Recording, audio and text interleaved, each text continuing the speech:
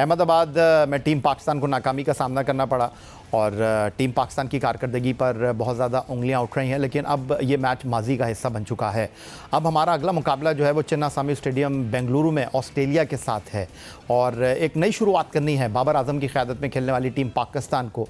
जो कुछ हो चुका नरेंद्र मोदी क्रिकेट स्टेडियम में वो अब माजी हो चुका है। अब टूर्नामेंट में हमारे 6 मैचेज़ हैं, हमने आखिरी 4 टीमों में जाना है, तो कुछ अलग सोचना होगा। क्या वाकई ऐसा है या हमको अपनी उसी लाइनअप के साथ अगले मैच भी खेलने चाहिए जो अहमदाबाद में थी? नहीं, देखिए, सिर्फ हमें अप्रोच बदलने की ज़रूरत है। अपना मेंटली तौर पे थोड़ा सा स्ट्रांग होना पड़ेगा और जो आपके पास शॉट्स हैं वो ब्लॉक नहीं करनी पड़ेंगी। ये इस तरह के मैसेज इनको देना चाहिए और पॉजिटिव क्रिकेट खेलें।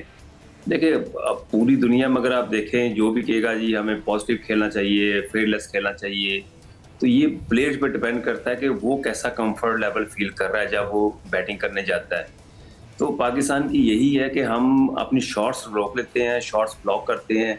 हम जिस टाइम पे रन्स करने चाहिए वहाँ पे रन्स नहीं करते। अब देखिए, अफगानिस्तान से हमें सीखना चाहिए। अब गुलबाज जो है वो देखिए, उसकी जो अपनी गेम है, अब उसको आप गाइड नहीं कर सकते कि वो जब खेलने हैं तो 12 ओवरों में उन्होंने 100 कर दिया।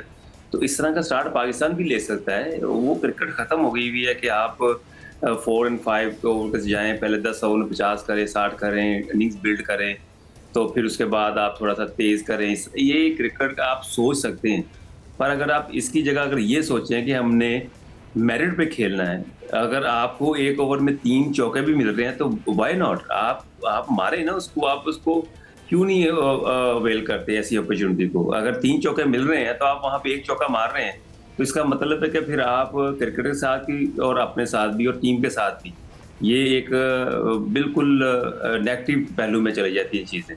तो पाकिस्तान को ऐसा करना पड़ेगा, अपना माइंडसेट चेंज करना पड़ेगा और पॉजिटिव क्रिकेट और खुली क्रिकेट खेलनी पड़ेगी।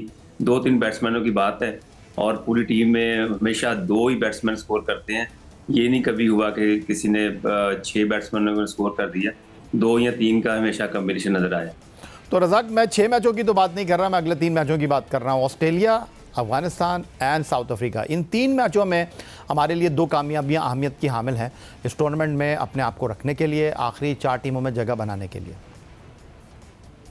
डेफिनेटली देखें, शुरू में टॉस का बड़ा था और जैसे इंडिया के साथ पाकिस्तान ने कहा कि हमने बॉलिंग करनी थी, ये चीज़ें ख़त्म कर देनी चाहिए और अब बिल्कुल टोटली फोकस अपनी परफॉर्मेंस पे होना है। न्यूजीलैंड, इंग्लैंड और ऑस्ट्रेलिया, ये तीनों मैचेस पाकिस्तान को जीतने बहुत ज़रूरी है।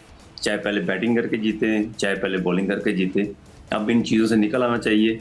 कंडीशन को इनको पता चल गया हुआ है। अब ये भी नहीं कह सकते हमारा पहला मैच था, दूसरा मैच था, और अब इनको इस इंडिया की हार को माइंड से निकाल देना चाहिए और बिल्कुल चढ़ के खेलें। जैसे अब पता है, जब आप चढ़ के खेलते हैं, जब आप अटैक करते हैं दूसरी टीमों पे, तो इस अप्रोच से पाकिस्तान को जाना चाहिए। तो डेफिनेटली जिस तरह ऑस्ट्रेलिया, इंग्लैंड स्ट्रगल कर रही है, तो पाकिस्तान के चांसेस हैं सेमीफाइनल में पहुंचने।